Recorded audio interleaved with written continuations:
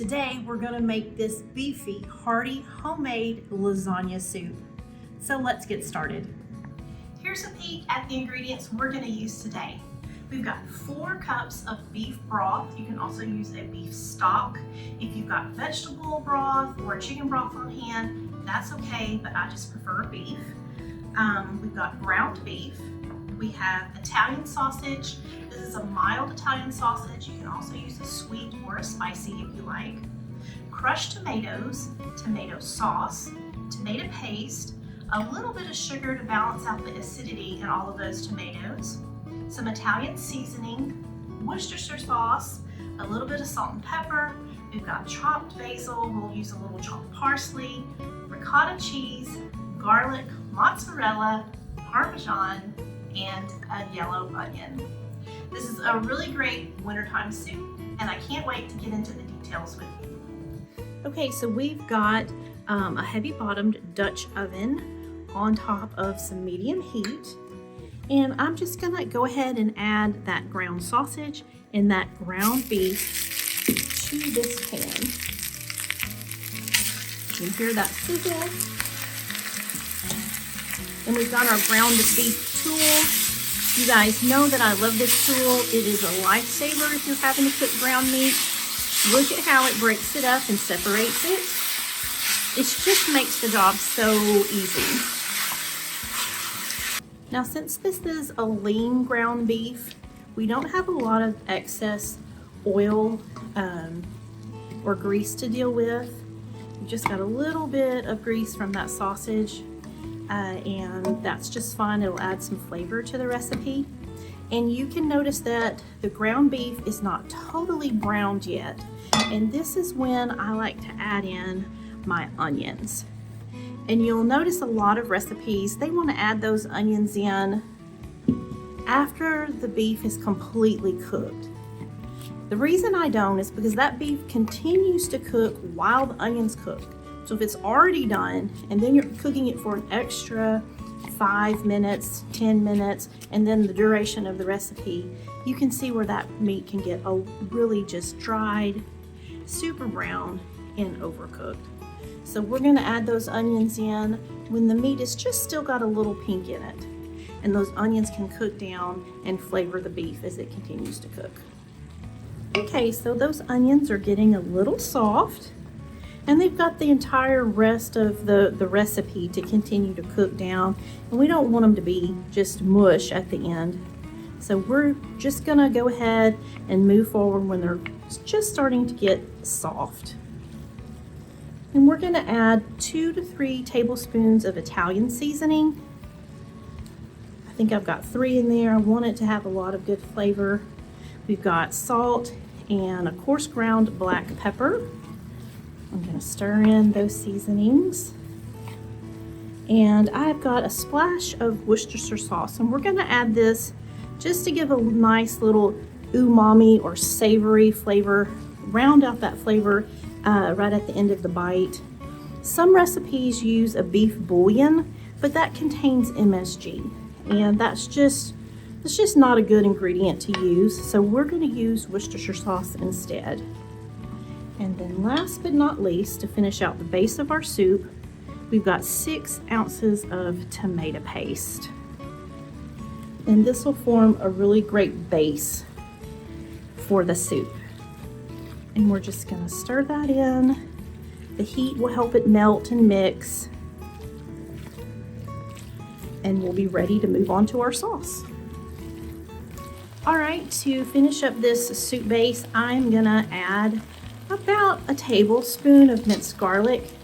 Usually I would have added this earlier, but I forgot it, so we can add it in right here. And you notice I've put in a tablespoon of garlic. You can actually do 2 tablespoons if you like. And then I've got 3 tablespoons of Italian seasoning and a teaspoon of salt. And we're not going to be afraid of our flavors here at the beginning with our soup base, because later on we're adding a lot of tomatoes. You can see over here the crushed tomatoes and the tomato sauce. And guys, that just has no flavor. It's really acidic. And what we do on this base is going to flavor all the rest of the ingredients that we're going to include. So we're not going to be afraid of adding loads of flavor here on the front end. Okay, so we're ready for the rest of our ingredients. We're going to start making this sauce, layering in our crushed tomatoes, then tomato. Ooh, I almost spilled it. And a little bit of tomato sauce.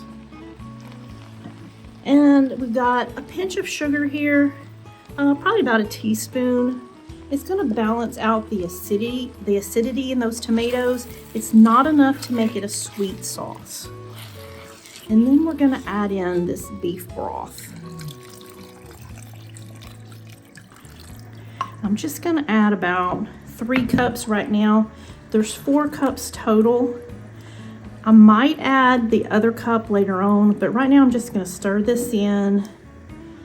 Let this get nice and cooked together. Now you could add about 2 tablespoons of cream here to make it a creamy base or a creamy sauce. I'm not going to, because we're going to add a nice dollop of ricotta cheese later on, and for me that makes it creamy enough. Okay, so I'm going to add the rest of this broth.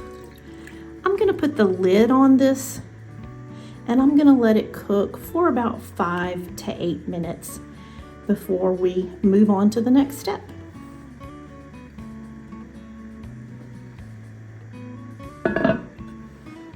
So while that sauce is on the stovetop and it is cooking down, we're going to make our cheese topping. And this is going to resemble that creamy ricotta cheese center you get in a lasagna. It's going to be so delicious. And when the soup is all done, we're just going to add a dollop of this right on top. I can't wait for you to see it. So I've got about 1/2 cup of mozzarella that I'm grating. And again, it's important for you to grate your own cheese because you're going to want this dollop of cheese to melt into the soup. And you get the best melt when you grate your own cheese.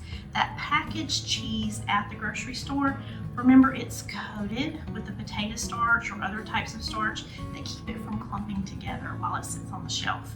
So for the creamiest, best melt, the quickest melt, you want to grate your own cheese. And we're also going to do 1/2 cup of Parmesan, and I'm going to use the fine grater side for that. We'll see if we can get going here. Yeah, there we go. And we're going to do about 1/2 cup of it. We're going to add in a cup of ricotta and a little bit of salt, and then some chopped parsley and chopped basil that I've got right here. So I'm going to add in a pinch of that salt that we talked about. Here comes that creamy ricotta. If you are a cottage cheese fan in your lasagna, you could add the cottage cheese right here instead of the ricotta. And see, we're just going to mix this together. It's going to make a nice and creamy cheese mixture. We're going to get about 1/2 of these herbs right into the cheese. Not all of them. We want to save some of them for garnish and for finishing off our soup at the end. And we'll get this nice and mixed up.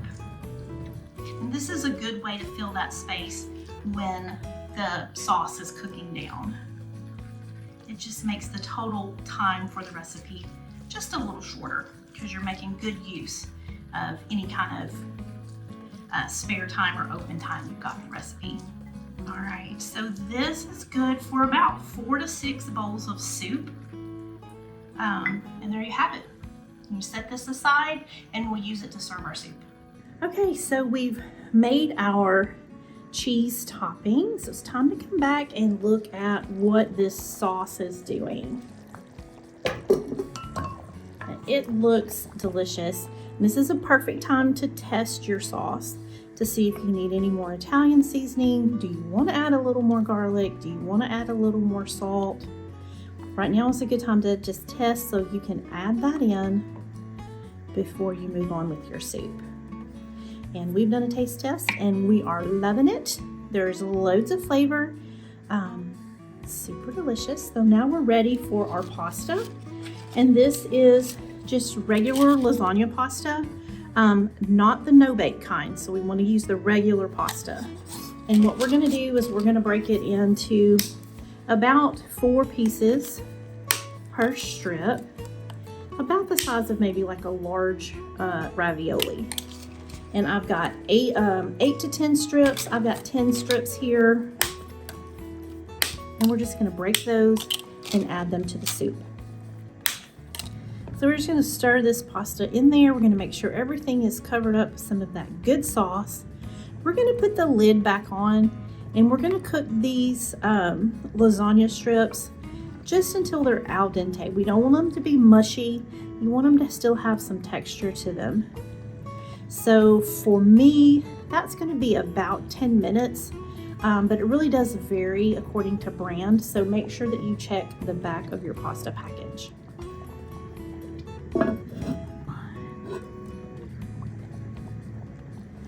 Okay, so look at that soup.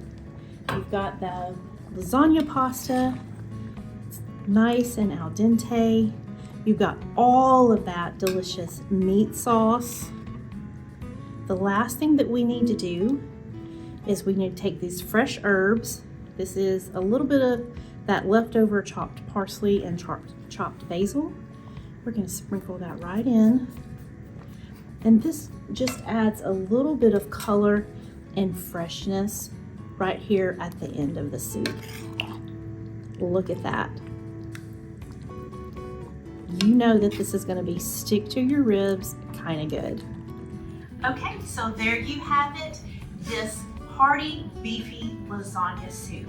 It has all of the flavors of lasagna put in a warm bowl of soup that you're gonna love serving all winter long.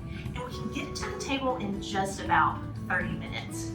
So let's talk about some serving suggestions because I want your soup to be a success, not just in the kitchen, but all the way to the table. And when we made this soup, we made it like we were doing lasagna with the meat sauce. But if you wanted to do vegetarian, you could cook it up with all of the veggies that you love the most in your lasagna. Zucchini, eggplant, squash, and just skip the meat altogether. You also could do a gluten-free pasta or even a protein pasta. So those are some options that can make your soup really fit what your family likes to eat. So let's bowl up some. Got just a couple of scoops here. You've got all of that good pasta, all of that hearty meat. You know, a lot of times lasagna gets a bad rap as being difficult to make, but it's pretty much like any casserole. You make a meat, you make a starch, and then you've got something to hold it all together.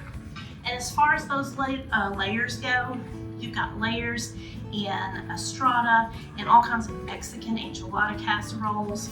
Even $1 million spaghetti's got layers. So lasagna, it's not that hard to make, but having it in a bowl that you can wrap your hands around when the months get cold and the temperatures drop, that's just something altogether special. So here's our cheese sauce that we cooked up earlier. To serve it, you just put a little dollop right there on top. And then we've saved back a little parsley just for some extra color. And there you go. You're gonna want to serve this up with some garlic bread, a nice green salad, anything that you can serve lasagna with.